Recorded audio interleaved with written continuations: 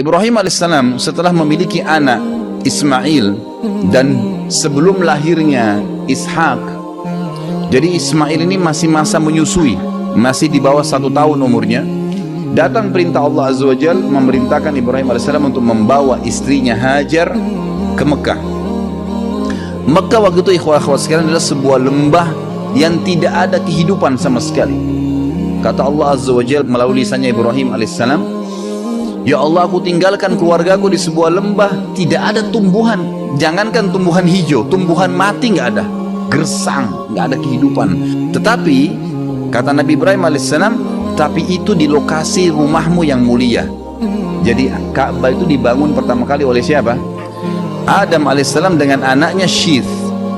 Kemudian pada saat terjadi banjir besar, kiamat kecil di zaman Nuh alaihissalam, termasuk Ka'bah hancur pada saat itu, tinggal pondasinya. Pondasi Ka'bah ini disebutkan dalam Al-Quran namanya Bakkah. Maka Allah subhanahu wa ta'ala ingin Ka'bah itu dihidupkan kembali. Diutuslah awal kisahnya dengan Ibrahim alaihissalam diperintahkan membawa istrinya Hajar dan Ismail ke lembah itu. Pada saat tiba di sana, Ibrahim alaihissalam tidak bicara apa-apa. Tiba di lembah tersebut, gersang, lalu dia bilang sama Hajar, turunlah wahai istriku, bawa Ismail bersamamu dan saya akan tinggalkan kamu di lembah ini.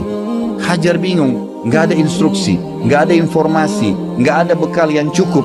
Ibrahim alaihissalam tiba-tiba balikkan untanya menuju ke arah Palestina, mau pulang. Diikuti oleh Hajar, wahai Ibrahim, apakah engkau meninggalkan kami di sebuah lembah? Tidak ada manusia, nggak ada pohon, nggak ada hewan, nggak ada kehidupan. Ibrahim alaihissalam cuma bisa netes dari mata, tetap jalan. Diikuti lagi, ya Ibrahim, apakah kau tinggalkan kami di lembah, tidak ada kehidupan, nggak ada manusia, nggak ada batu, nggak ada air, nggak ada pohon, nggak ada hewan. Ibrahim alaihissalam tetap jalan menangis. Yang ketiga kali Hajar bilang lagi, wahai Ibrahim, apakah kau tega membiarkan kami begini dan seterusnya? Tetap saja Ibrahim alaihissalam jalan. Maka Hajar akhirnya Allah SWT berikan ilham dalam hatinya dan bertanya begini, apakah Allah yang perintahkan kamu seperti ini? Maka Ibrahim alaihissalam tidak nyaut apa-apa, cuma ngangguin kepala. Iya, artinya ini memang diperintahkan oleh Allah. Maka jawaban Hajar dengan sangat jelas, kalau begitu tidak mungkin Allah itu membiarkan kami mati. Udah pergi aja Ibrahim, gak apa-apa. Ibrahim alaihissalam pun pulang ke Palestina. Di tengah jalan dia berdoa, ya Allah, aku telah meninggalkan keluargaku di sebuah lembah, tidak ada kehidupan, tidak ada pohon, tidak ada air, tidak ada manusia, tidak ada hewan. Tapi di tempat rumahmu yang mulia Allah, agar dia mendirikan sholat sebagaimana engkau telah perintahkan ya Allah. Maka tolong utuslah kepada mereka orang-orang yang bisa tinggal mendampingi mereka. Karena perintah Allah kepada Ibrahim alaihissalam, tinggalkan istrimu di sana Hajar sama Ismail, pulang ke Palestina. Nggak ada tugasmu tinggal di Mekah. Kita kembali ke Hajar alaihissalam. Hajar waktu itu merasa prihatin setelah Ibrahim alaihissalam sudah tidak kelihatan lagi di jauh padang pasir sana. Teriknya matahari di siang hari luar biasa panas. Air yang diminum tinggal sedikit. Ismail juga butuh minuman. Hajar merasa sebelum malam tiba kesempatan coba cari sesuatu di situ, ada kehidupan, ada pohon, ada manusia kah? Yang paling dekat dengan Hajar waktu itu ada 2 bukit namanya Safa dan Marwah. Hajar naik ke atas bukit Safa. Kita tahu kalau panas matahari yang sangat terik, ada fata morgana, ada kesannya kayak kelihatan air, padahal sebenarnya tidak, karena pantulan dari cahaya matahari. Dia naik di Safa, dia lihat ke gunung Marwah, ada air di sana. Maka yang terjadi, Hajar alaihissalam turun dari Safa, di tengah-tengah lembah dia berlari, naik di Marwah, dia lihat kiri kanan gak ada air, dia lihat ke arah Safa, ada air di sana. Diulangin lagi sama dia, turun dari Marwah, di tengah-tengah lembah lari lagi, kemudian naik di Safa, terjadi sama. Sampai 7 kali dia bolak-balik dari Safa ke Marwah, Marwah ke Safa, terus begitu sampai 7 kali. Terakhir di Marwah dia lihat, oh berarti tidak ada ini.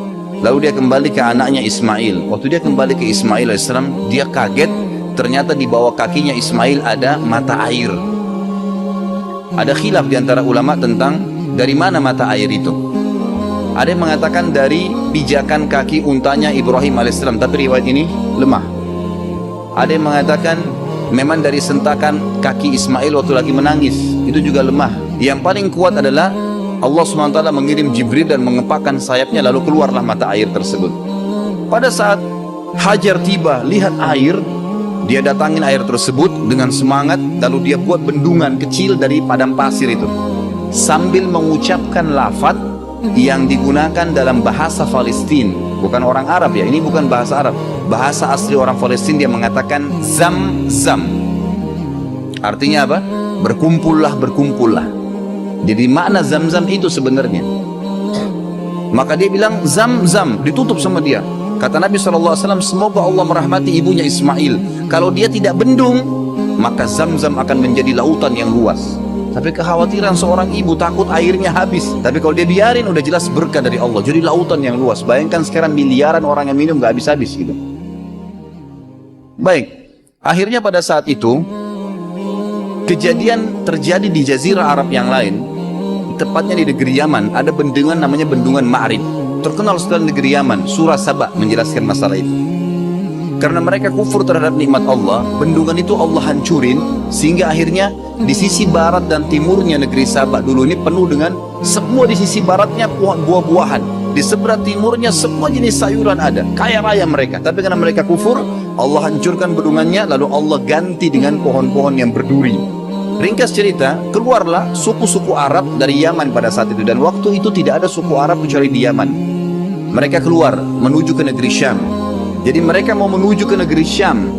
Di tengah-tengah jalan itu ada kota Mekah.